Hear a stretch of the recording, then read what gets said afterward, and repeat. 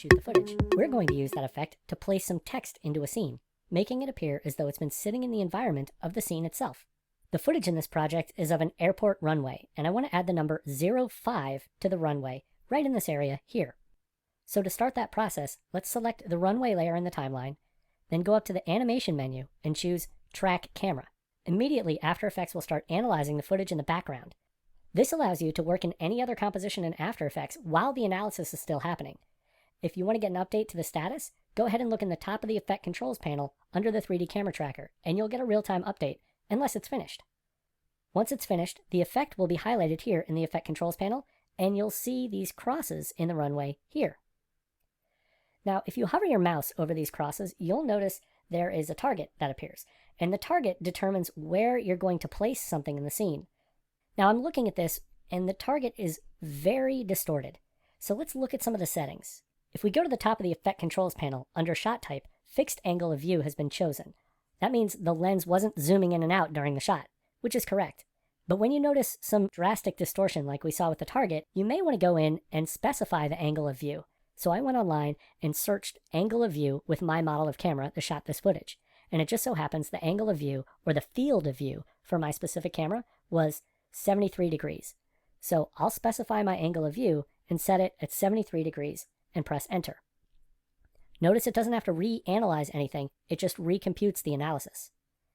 Now when I hover with my target, it's still got a little distortion, close up here, but it's nowhere near what it was before. And when I'm out here, there's far less distortion. So I'm going to hover around this general area, and I want my target to look like it's actually sitting on the tarmac. If you notice, as I'm moving my mouse around the scene, I'm getting 3 points that create a triangle, and so if I click, those 3 points will be selected. If you hold down Shift and click on other points, you can use those to further refine exactly where the elements are placed in the scene. Now, it's not that important that you have the exact same points that I do. I just want you to make sure that the target looks like it's actually sitting on the tarmac. Hover your mouse over the middle of the target, and you should notice the mouse change into the Move tool here. Once you see the Move tool, go ahead and drag the target anywhere you like in the scene where you'd like to place your graphics. Once you have it in a location you like, right-click, or control-click if you're on the Mac, right over the center of that target, and then choose Set Ground Plane in Origin. So whenever you insert something with the 3D tracking data, it will automatically be inserted at the origin. So it's really important to go ahead and set that. Once it's set, move your mouse back over the center of the target, and then right-click or control-click again. And this time, I want you to choose Create Text in Camera. To edit the text, go to the timeline and double-click on the T icon for the text layer. Then type 05, and grab the selection tool to set the type. Now let's go to the character panel on the right and change our typeface. Click once on the font drop-down menu, and rather than previewing fonts, let's type Arial, A-R-I-A-L. Press Enter to set the new font. Let's press R to open up the rotation and orientation settings. Click and drag on the Z rotation parameter until you get to a setting of 91 degrees. In order to reposition this, I'm not going to change the position, I'm going to change the anchor point. So press A to open the anchor point, and usually I would scrub on these parameters as I reposition, but I already know exactly where I want things to go.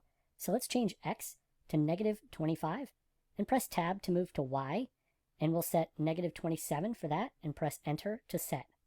Now the text is very large, so I'll press S to open up the scale, and your scale number may be slightly different than mine, so just try and visually match it. I'm going to set my scale to 580, and press Enter.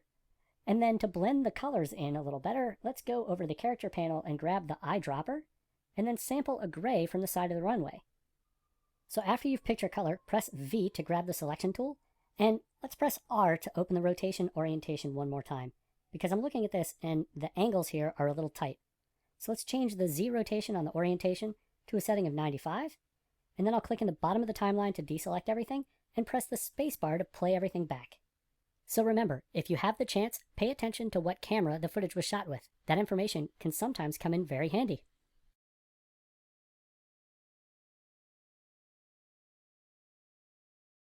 The track mask feature in After Effects can make quick work of blurring out unwanted elements from your footage. In this tutorial, we're going to blur out a license plate. To get started, let's select Layer 1 in the timeline and press the spacebar to play back. You may notice there's a fair amount of movement in this shot, so we might have to make some minor adjustments as the track is occurring. I'll press the spacebar to stop playback, and move my current time indicator back to the beginning of the timeline. We want to start by applying a mask, so go up to the tool panel and grab the pen tool. With the pen tool active, let's go to the lower left corner of the composition panel and change the magnification to 200%, and then press and hold the spacebar down to switch to the hand tool temporarily. As long as you hold the spacebar down, when you click and drag, you're just repositioning things using the hand tool. Then just let go of the mouse and let go of the spacebar, and there's your pen tool back. Now let's start adding points around the outside edge of the license plate. Let's start in the upper left corner and click around through each of the corners, staying kind of close. And then when you get back to the first point, make sure to click on that to close the path. If you need to reposition a point, when you hover back over that point, you can click and reposition. So I'll just reposition the edges of the mask off the edges of the license plate. There we go. Okay, this looks pretty good. Now we're ready to start tracking. Since we're on frame 0, we only need to track down to the right. To track, select the layer and press M to reveal your mask. Right-click on Mask 1 and choose Track Mask. That will open the tracker. Here we want to look at the method. I'll click on the drop-down and we can just choose Position, Scale, and Rotation. To track to the right, let's choose the innermost play button that points to the right. So go ahead and click play, and let's watch the track. You want to keep a close eye on the track as it's occurring, because if any of these points start to drift too far away from their current position, you'll want to stop playback by clicking on the play button one more time. Thankfully, this track seems to be doing well so far, so I haven't had to stop. Okay, now I'll stop here because I want to adjust the points. Make sure and press V to grab your selection tool and click outside of the mask to deselect all the points. Then you can go around each individual point and adjust accordingly. Now you should be a little careful every time you stop to make adjustments to the mask, because the mask tracker is adding a keyframe for every single frame.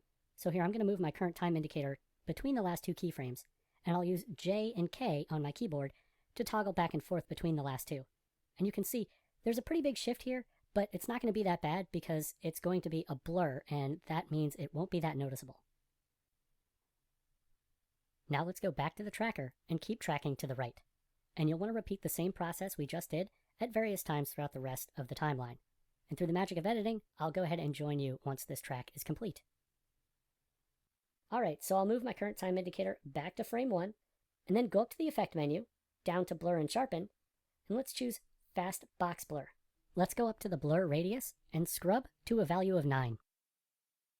And then go back down to the timeline, and I'll collapse Mask 1, open it up, and then just feather the mask. So click and drag, and we'll feather the mask about 12 pixels. And let's change that mask back to Add.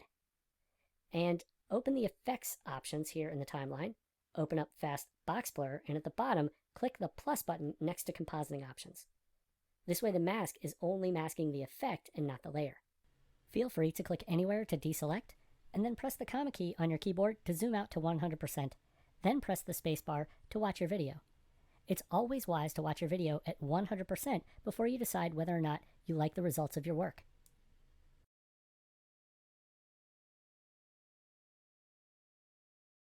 Keying uses a specific color or luminance value to determine transparency. Now the process of removing that specific color or luminance value from an image is actually called keying, or pulling a key. And while there are several tools in After Effects you can use to pull a green screen key, the key light effect is by far the best place to start. So I'll select Layer 1 in my timeline, and then go up under the Effect menu, Keying, and choose Key Light 1.2. The first thing you need to do with Key Light applied is set a screen color.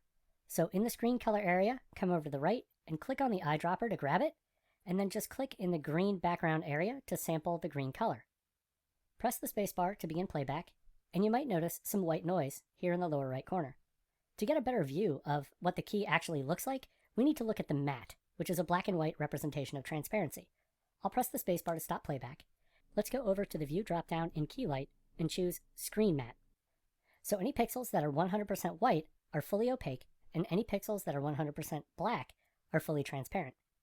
Any other variance is semi-transparent.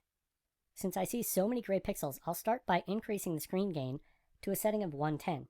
Increasing the screen gain allows for more variance in the green color. Another way to heighten the effect of the key is to increase the screen balance. So I'll change that to a setting of 95 just to increase that a bit, and notice that's helped with some of this area here on the inside of my mat. At this point, I want to go down to the screen mat area to further tweak the adjustments to my mat. Clip black will help remove gray pixels from black areas, so I'll increase this to a setting of 10. And notice a lot of that noise that was in the corner is now gone, but I have introduced some here in the white area. So to help clean up the white area, let's decrease the clip white setting. So I'll decrease this to a setting of 85. At this point, let's go back to the view dropdown and change it to see final result. And while this looks relatively okay, I'm going to go down to my timeline and turn on my background because I want to see what the dog looks like over top of the background. So the first thing I'm noticing is I need to actually slide him off the screen a little bit.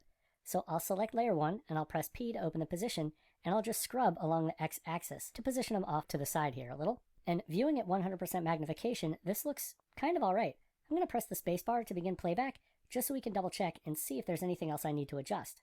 Sometimes you might want to increase the magnification just to double check. So I'll press the period key on my keyboard, and I can see there's a little bit of noise in his coat, but not too much.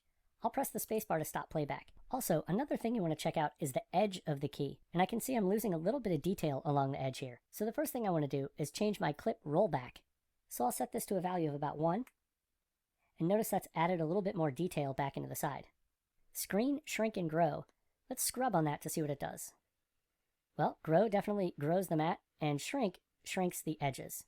And so I'll actually shrink this, but I'll just shrink it a little bit to a value of negative 1.8.